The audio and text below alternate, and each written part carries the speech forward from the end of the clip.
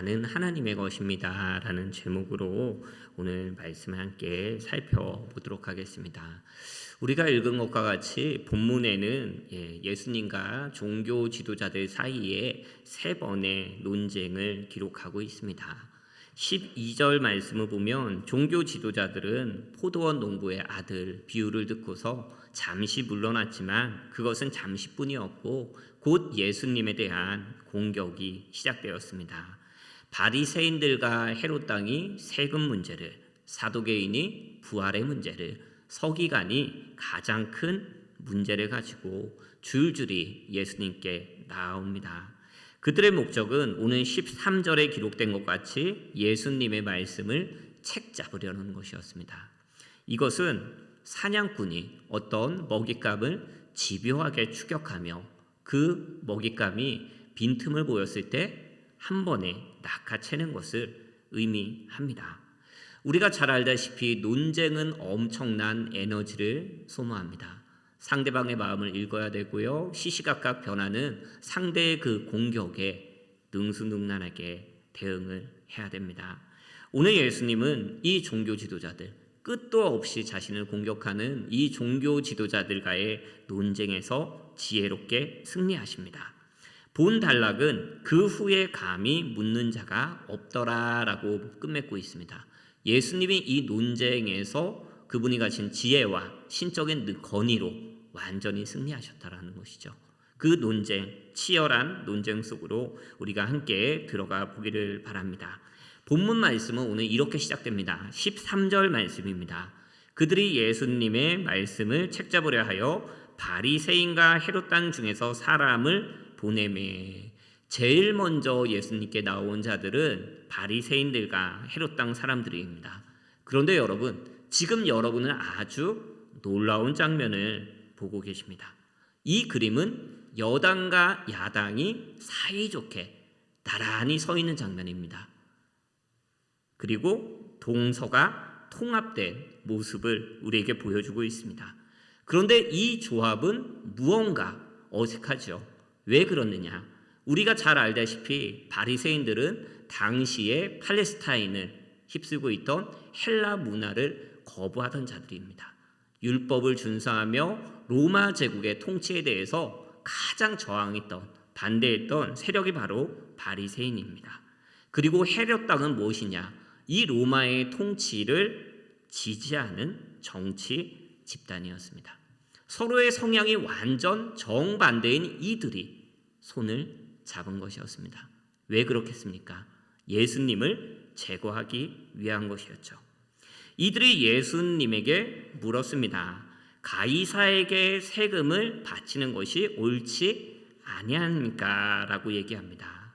자, 예수님께서 만일 세금을 바치는 것이 옳다라고 얘기하면 여러분 어떻게 하겠습니까? 예수님을 가짜 선지자, 반애국주의자로 몰아갈 것입니다. 만약 예수님이 세금을 바치는 것이 옳지 아니하다라고 말씀하며 그들은 당장 로마 총독인, 유대 총독인 빌라도에게 달려갈 것입니다. 여기에 반정부주의자가 있습니다 라고 말이죠. 이렇게 어떤 대답을 하든지 예수님은 함정에 빠질 수밖에 없는 것입니다. 이것이 반로마 제국 그리고 친로마 제국 성향을 띠었던 바리새인과 헤롯 왕이 함께 예수님께 나온 이유였던 것입니다. 예수님은 그들의 악한 생각을 아셨습니다. 그리하여 15절에 이렇게 말씀하십니다. 어찌하여 나를 시험하느냐? 데나리온 하나를 가져다가 내게 보이라 라고 말씀하십니다. 당시 유대 땅에는 두 가지의 주화가 사용되었습니다. 첫 번째는 팔레스타인이 자체적으로 제조한 주화였고요. 두 번째로는 황제의 초상가, 황제의 위상을 넣은 외지의 주화가 있습니다. 외국에서 흘러 들어온 주화들이 이미 팔레스타인 땅에서 널리 사용되고 있었던 것입니다. 특히 팔레스타인 지역에서 내는 세금은 오늘 본문에 나타난 예수님의 말씀하신 데나리온이라는 은하를 사용하도록 이 은하로 반드시 납부하도록 지정돼 있었습니다. 따라서 유대인들은 싫든지 좋든지 이 데나리온을 사용할 수밖에 없었다라는 것이죠. 황제의 초상과 황제를 칭송하는 글이 그려진 지극히 이극적인 이 주화를 낼 수밖에 없었고, 그 가운데 유대인들은 크나큰 굴욕을 겪을 수밖에 없었습니다. 이에 주후 6년에는 유대 혁명주의자들이 이 외화를 사용하는 것을, 팔레스타인 땅에서 이 주화를 사용하는 것을 극렬하게 반대합니다. 이것이 사도행전 5장에 나타나 있는 건데요, 갈릴리에 사는 민중 지도자인 유다에 의하여 폭동이 일어나기도 하였다고 합니다. 그리고 이 폭동은 정말 잔인하게 진압이 되었습니다. 자, 이런 배경 속에서 세금 내는 것을 지지하는 것은 유대인들의 그 정서에 반하는 행동일 수밖에 없는 것이죠. 하지만 예수님은 세금을 여기서 내라, 내지 말라라고 말씀하지 않으십니다. 그들에게 데나리온 하나를 보여달라고 요청하세요. 그러면서 이 말씀을 통하여 그들이 외식하는 자임을 예수님께서는 보여주시는 것입니다. 오늘 본문을 보십시오. 예수님께서 데나리온 하나를 가져오라라고 말씀하시자 곧장 그것이 예수님의 손에 쥐어진 것을 우리는 볼 수 있는 것이죠. 누구에게 데나리온을 가져오라라고 말씀하시는 기록이 없습니다. 그렇다면 그 주화가 어디 나왔겠습니까? 그들의 호주머니에서 나왔겠죠. 그들이 사용하는 주화를 예수님께 이렇게 내민 것입니다. 어떤 통치자의 화상과 글이 새겨져 있는 동전을 사용한다라는 것은 여러분 어떤 의미를 갖겠습니까? 그 지역에서 그 통치자의 권위를 인정한다라는 것을 의미합니다. 따라서 예수님에게 질문을 던진 이들이 만약 예수님께 이 주화를 사용하는 것이 옳지 않습니다라는 대답을 듣기를 원했다면 그들은 이 주화를 절대 가지고 있어서는 안 되는 것이었죠. 주화에는 어떤 것이 새겨져 있느냐? 우상 숭배적인 황제의 형상이 그려져 있고요, 그 뒷면에는 하나님의 아들이라는 글이 새겨져 있습니다. 물론 여기서 말하는 하나님이란 우리가 믿는 하나님이 아니죠. 로마의 신들, 그것을 의미하는 것입니다. 17절 말씀을 보십시오. 예수님은 이렇게 말씀하십니다. 그 동전을 보시며 가이사의 것은 가이사에게, 하나님의 것은 하나님께 바치라. 이 세금을 내는 이 동전은 황제가 이 세금을 걷기 위하여 특별하게 제조한 은하입니다.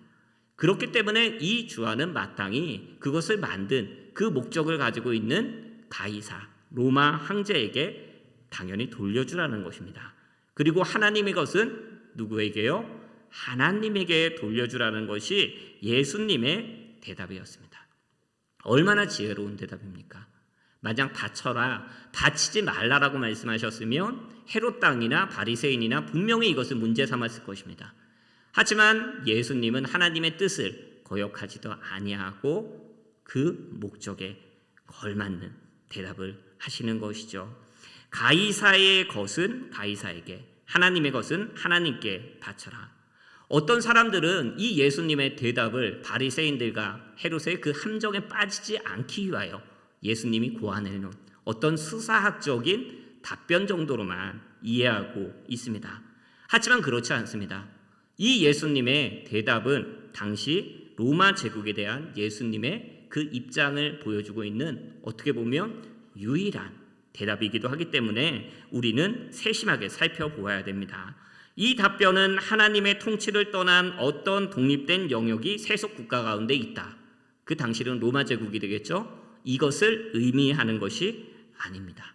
이 대답을 우리가 곰곰이 살펴보면 오히려 하나님의 주권을 높이는 대답임을 우리가 알 수 있습니다. 가이사의 것은 가이사에게, 하나님의 것은 하나님께 바쳐라. 여러분 이 이미지를 한번 생각해 보십시오. 가이사의 것은 가이사에게 바치고 하나님의 것은 하나님께 바쳐라. 마치 좌우가 분리되어 있는 것이죠. 정교 분리의 원칙을 주장하는 성경적인 어떤 근거로 이 말씀이 이해되었습니다. 정치의 영역은 우리 교회의 영역이 아니므로 세속국가에게 맡기고 우리는 영적인 일을 한다라고 이런 중립적인 이해로 이해졌죠. 이 구절이 그렇게 사용되므로 기독교가 세속정치 권력의 묵인 혹은 동조라고 얘기할 수 있겠죠. 혹은 타협, 복종이라고 얘기할 수 있을 것입니다. 사실 정교 분리가 아니라 정교 유착을 이 본문이, 이 대답이, 이 해석이 가져왔다라는 것이죠. 여러분, 군사 정권 시대 때 우리 개신교가 어떻게 하였습니까? 정치의 영역은 우리가 함부로 간섭할 그런 부분이 아니다라고 묵인하였습니다. 그리고 그 군사에 좀 약간 가슴 아픈 부끄러운 각오이긴 한데 그 군사 정권의 안녕을 비는 그런 기도회가 있었던 그런 것도 사실이죠.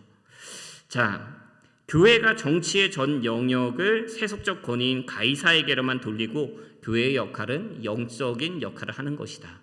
이것이 이러한 뜻으로 절대 해석돼서는 안 되는 것입니다. 예수님의 답변은 절대 그러한 의미가 아니에요. 예수님께서 이 땅에 하셨던 일들을 여러분 기억해 보십시오. 하나님의 나라를 세우며 하나님의 주권의 절대성을 주장하셨습니다. 타락한 세력들을 보시면 그것에 묵인하거나 동조하지 않으셨어요. 그들과 거칠게 싸우시며 저항하셨습니다.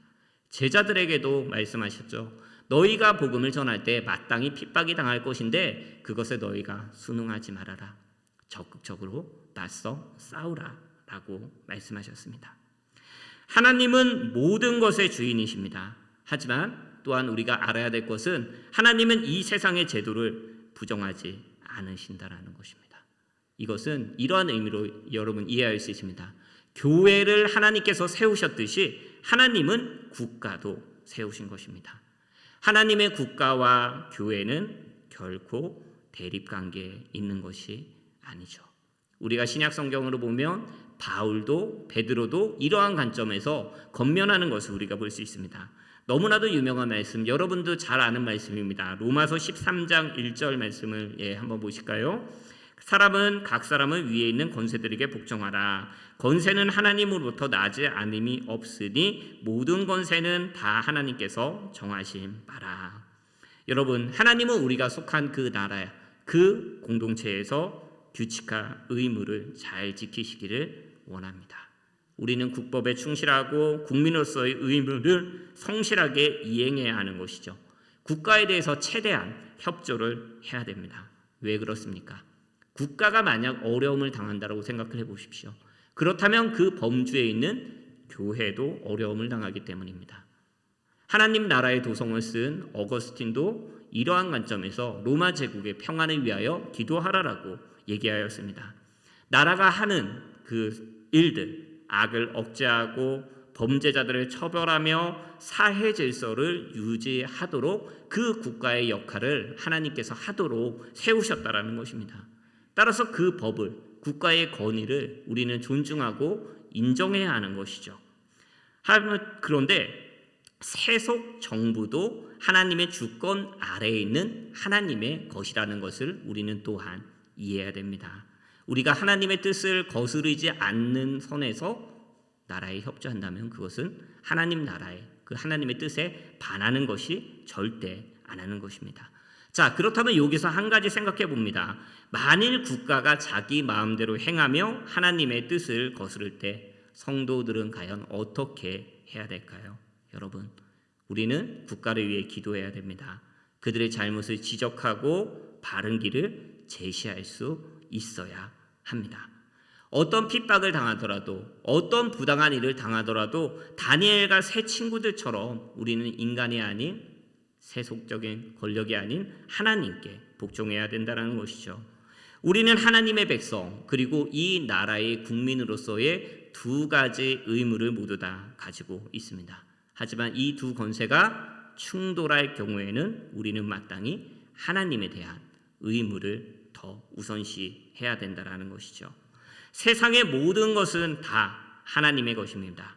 따라서 궁극적으로 하나님께 우리는 모든 헌신과 충성과 순종을 바쳐야 되는 것입니다. 하나님의 것은 하나님께 바치라 이렇게 말씀하신 것은 황제가 하나님처럼 숭배를 받아서는 결코 안 된다라는 말씀이기도 합니다. 여러분, 영광과 예배는 오직 하나님께만 받으셔야 되는 것이죠. 생각해 보십시오. 황제의 형상이 새겨진 동전을 황제의 소유의로 황제에게 마땅히 주어져야 된다라고 얘기한다면 여러분, 우리 자신은 우리는 누구에게 드려야 되겠습니까? 우리 자신의 하나님의 형상이 그려져 있습니다. 각 사람마다 하나님께서 최초로 인간을 지으실 때 그 부어주신 생기, 그리고 우리 각 사람이 하나님의 그 형상을 반영하는 하나님의 창조물로, 우리가 피조물로 지어졌다면 우리는 마땅히 우리의 존재의 정체성은 하나님의 것이죠.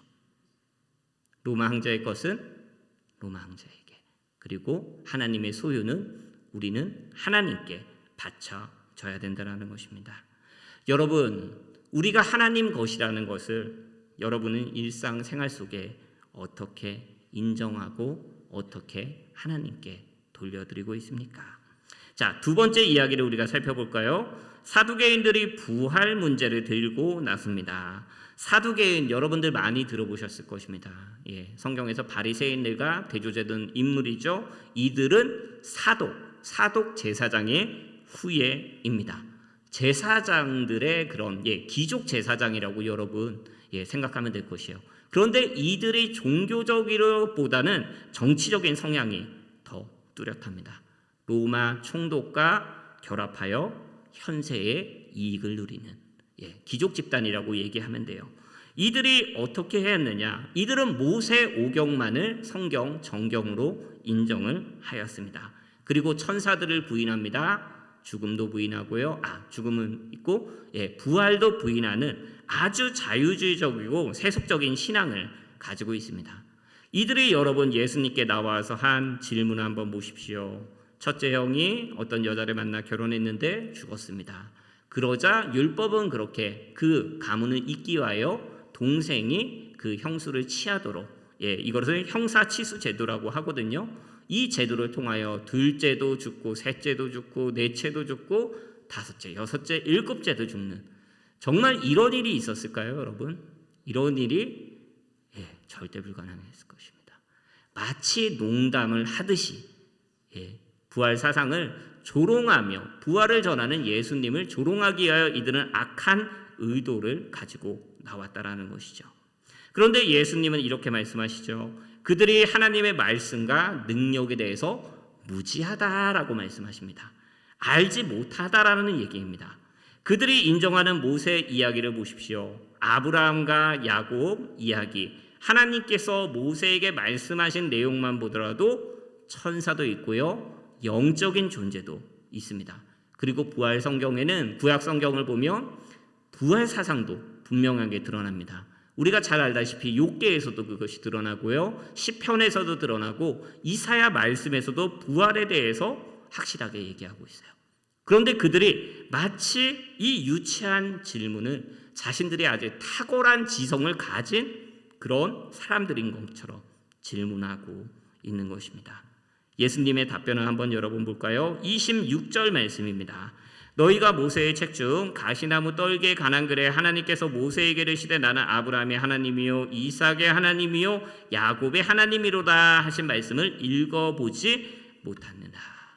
여러분, 아브라함과 이삭과 야곱이 오래 지났죠. 그렇다면 과거형으로 쓰여져야 될 것입니다. 그런데 하나님은 말씀하세요. 마치 이들이 하나님 옆에 지금 살아서 있는 것처럼. 그것이 진실이기 때문입니다. 여러분, 만약 하나님께서 아브라함과 이삭과 야곱을 죽었다라고 생각하셨다면 이렇게 말씀하셨겠죠. 나는 그들의 하나님이었다. 한때 나는 그들의 하나님이었다. 하지만 아브라함과 이삭과 야곱이 지금 하나님 앞에 살아있어요. 부활하여 가지고 그것을 말씀하신 것입니다. 무엇보다 세상을 무에서 창조하신 하나님, 자신의 백성들을 죽음에서 다시 살릴 수 있는 능력을 가지고 계시죠. 아브라함은 이 부활 신앙을 가지고 있었습니다. 그리고 이 부활이 언제 가장 분명하게 드러납니까? 얼마 지나지 않아 이제 예수님께서 십자가를 지실 것이에요. 그리고 사흘 만에 다시 살아나실 것입니다. 예수님께서는 말씀하셨습니다. 이미 자신을 믿는 자는 누구든지 영생을 얻고 부활에 이르게 하신다고 말이죠. 성경은 부활이 분명한 사실이며 기독교의 핵심이라고 얘기합니다. 만약 사두개인들이 주장하는 것처럼 여러분 이 우리 성경에서 부활이라는 개념을 뺀다고 생각해 보십시오. 기독교의 생명이 어디 있겠습니까? 기독교의 거의 절반 아니 모든 것이 다 떨어져 나간다라고 생각을 하면 되는 것입니다. 우리는 또한 어떤 존재입니까? 예수 그리스도로 말미암은 재림과 부활을 소망하며 살아가는 우리들인 것이죠. 여러분 이제 마지막 부분을 한번 보십시오. 서기관 중 한 사람이 가장 큰 계명이 무엇인지 물으면서 나와 있습니다. 이 서기관 율법 학자입니다. 여러분 이 서기관이 왜 가장 큰 계명이 무엇입니까? 라고 예수님께 물은 것은 예수님께서 지혜롭게 대답을 하시는 것을 보셨어요. 그것이 첫 번째 이유고요. 두 번째 당시에 이 가장 큰 계명이 무엇이냐? 율법 학자들이 이 문제를 가지고 치열하게 논쟁하고 싸웠다라는 것입니다. 당시 유대인들은 율법의 계명을 확대시켜 613개나 되는 규정을 만들어놨습니다. 그 중에 248가지는 중요한 것이고요. 365가지는 덜 중요한 것으로. 이상하죠? 하나님의 말씀은 동일한데 그 가운데서 중요한 말씀, 덜 중요한 말씀 이렇게 편을 갈랐던 것입니다. 그러면서 자기들끼리는 논쟁을 했어요.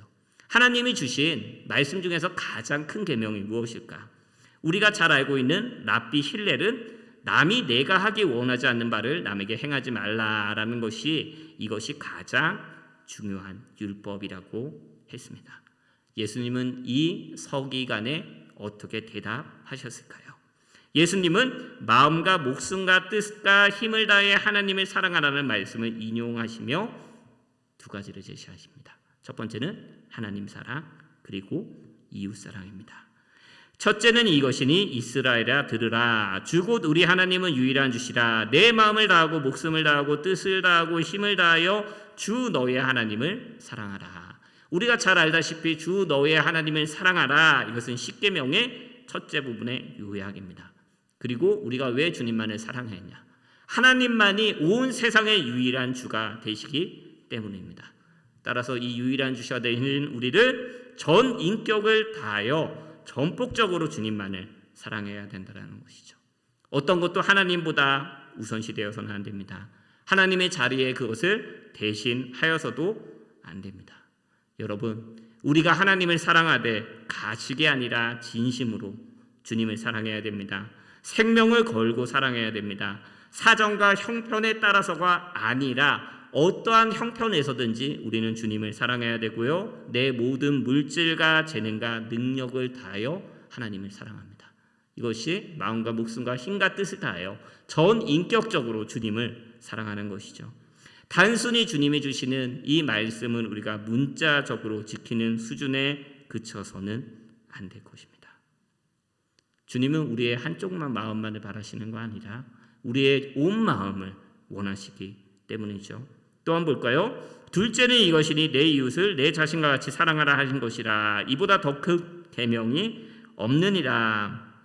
내 이웃을 내 몸과 같이 사랑하라 말씀 십계명의 두 번째 부분의 요약입니다.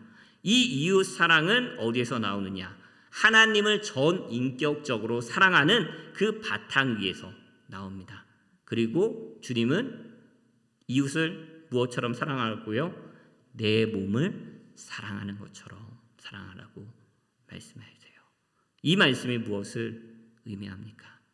하나님이 지으신, 하나님이 생기를 불어넣으신 나를 특별한 목적을 가지고 지으신 나를 진정으로 사랑하고 소중히 여기지 않는 사람이 다른 사람을 사랑할 수 없다라는 것입니다. 많은 사람들이 열등의식에 빠져 자기를 사랑하지 못합니다. 왜 그렇죠?